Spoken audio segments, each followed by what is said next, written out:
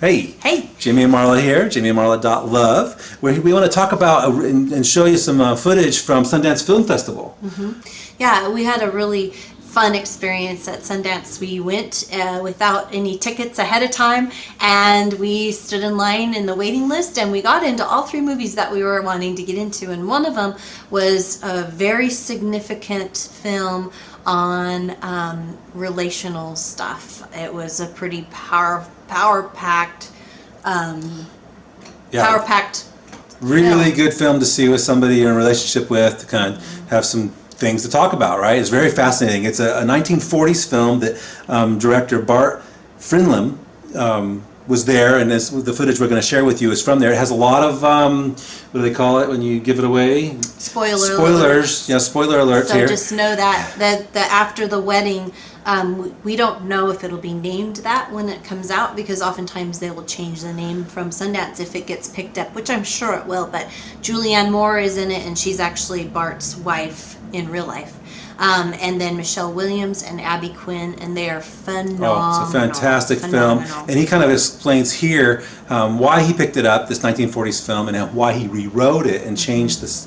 Basically the men into women, switched the roles in this film, 80 years later. So it's very interesting, and here's Bart to tell you about it. Yeah, this movie is based on a Danish film by Suzanne Bier, and it was brought to me by a producer who fell in love with the movie and had the rights for a while, and knew some of my work and thought I might be a good match, but the intention was just to remake the movie kind of as it was, but in English. And as it was with two men in the lead, and a woman playing the Billy Crudup part. So to me, it wasn't. I respected Suzanne Bier's work so much, I didn't feel like it needed to be remade.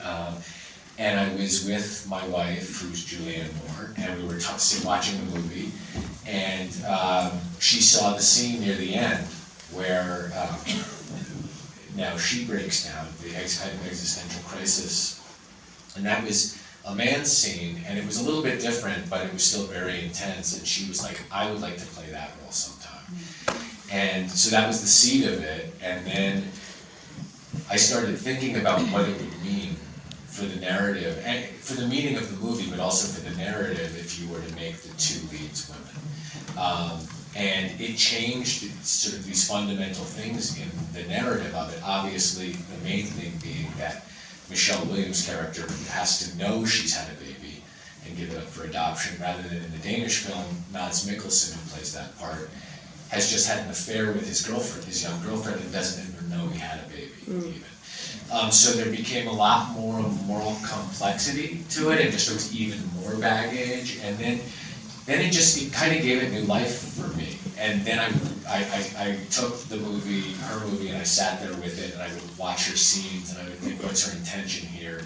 And then I would put it away, forget about it, and rewrite it in my own way. So it gave it the new life it needed for me to be interested in it and feel like I was still paying respect to her story. Yeah, so interesting, how Bart took this film and took advantage of his famous wife, basically, which is great. Well, he's famous too. Yeah, I guess he's so as a director, in his own right. Yeah. You know what? When you don't see Julianne's in front of the screen, where he's behind the screen, so Right. it makes a big difference. Right. But yeah, it was.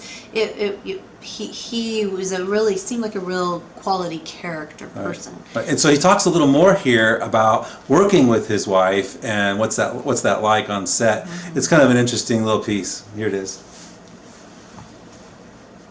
And it's great because she's so good, so you just know that and I know her working style, I know how she's very, she likes to kind of guard her performance as a secret, so it's very electric when she's on, so I know that, so I can kind of, I know how to work with that.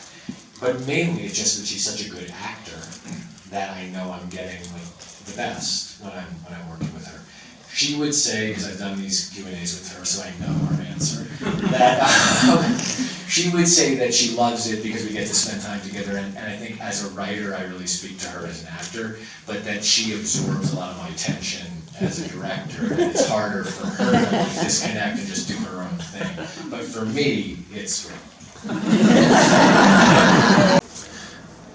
So, a little bit about what Bart is going to tell you next time in this next clip is that there were a lot of several orphans in the movie, and where he got those orphans and how they ended up picking the ones that they did. Well, it was really interesting. It's from not Africa, but it's from India.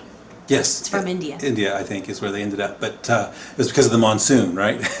So he talks about that a little bit, and it's interesting that they actually thought about the ethical consequences of working with orphans and what that would look like. And so he mentions that here. Yeah. Province and a town called Karakuti. It's in the southeast, and it was actually kind of just dictated by the fact that we needed to shoot it this one time of year, which was in July and August last year. And we had to go where the monsoon wasn't. And so we went there and we debated about actually going to a real orphanage and trying to shoot there. But we had some kind of ethical questions about whether that was the right thing to do. But what we ended up doing was going there and hiring some local people who worked with us, who went to different towns and found different kids who weren't orphans, but also were, not at all well off and really in need. And then they came and worked with us, and we kind of had a really mutually beneficial, beautiful relationship. And the lead kid was someone we cast through reading, but they were all pretty much local kids. Yeah, and so, he went on to talk about the rawness of one of the scenes in the movie, one of the real emotionally charged situations, and it was probably the most well done that we have seen on film. Yeah. It's related to death and dying, and that place where you get to, and when you know that you're dying and crying out, right. I'm not ready. Right, and so there's a couple of segments here about that, and I think he probably tells it better than we can. Then you don't see the actual physical deterioration and the death. In fact, we just showed it somewhere else tonight, and someone who had a very similar experience with their wife was saying, "Yeah, that's the part you don't want to see on film." I think you can see that in a different movie, but for this movie, I guess it was about. Though it's so heavy, I think it's also so much about what is great in life, and what Teresa's going to miss. All these little tiny moments. So yeah, it just didn't seem like a part of this movie. It definitely wasn't a part of Suzanne's movie, but I debated about that because I didn't want to feel it was shorting the audience on something or trying to make easy something that's clearly not easy. But there was, I guess that we went for kind of the more lyrical, poetic version of that. After, of course, such a ridiculously raw scene that Julianne has. That's really my favorite scene in the movie because I feel like I haven't seen something as raw as that before. It's very uncomfortable. We got in a lot of screenings early on when we were getting feedback to help us as we edited. 18 out of 30 people would be their favorite, and 8 it would be their least favorite. For me, it was just so important to Julie had this scene in her head since the beginning. That was the one she said I want to play that scene, and I knew well enough to leave that alone and just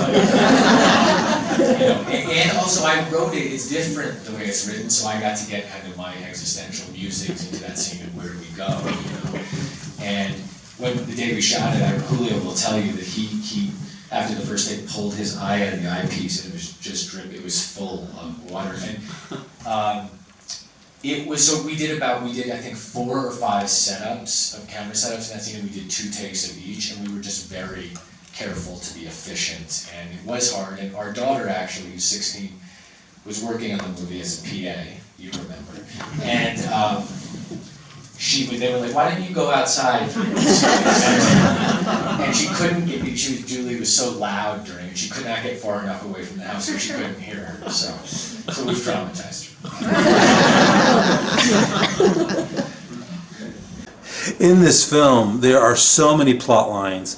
You know, there's two generations dealing with kind of a traumatic situation of what it's, you know, lying about a parenting issue, right? Not knowing that your mom is alive. And then there's the whole idea of the orphanage, as well as the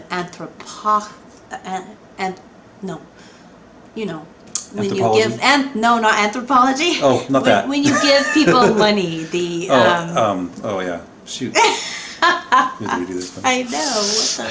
Some of it just was inherent to the material. It's like this was the story, and I found in the first movie, this thing you just alluded to about Grace getting divorced. That was a really problematic area for me in the first movie, and we did kind of the best we could with it. In the first movie, she walks in on her husband, and he's with another woman. He's having sex with another woman. She walks in, and she just basically goes to her mom, or she goes to Isabel as a victim of this infidelity, and she's kind of comforted. And in our movie, I really wanted that scene in particular to be less about the fact that she's really going to get divorced or not, but more about her saying to her mom, hey, be my mother, tell me what to do. And really she just wants to I think she just wants to have it out with her and say, did you ever think about me? In that last line. But it was a tightrope. That was the biggest challenge with the movie, was the tone and how many twists and turns can you take, and you know when things can lay back and kind of be quiet and not have the plot pushing forward, and then when you needed to pick up the pace. I think that was the challenge of it, and I think we succeeded sometimes. So a great movie. Hopefully it will get picked up, and then you guys can all see it. And just lots of quality interactive experiences that you really relate to the characters. It was really well done. And then there's another movie we saw, Anthropocene. Yeah, Anthropocene is a fantastic movie. It's a documentary about the state of the world. They profile different continents along the way, and they do a great job of just stating the facts of what's going on. Very educational. We have some waking up to do. It's an important film, really. Yeah. And so see that one. And then Bart is going to close us out here with the dynamics and the actors, with what they did with research for this film of After the Wedding. So enjoy. That's right. Enjoy, and we'll see you next time. Bye.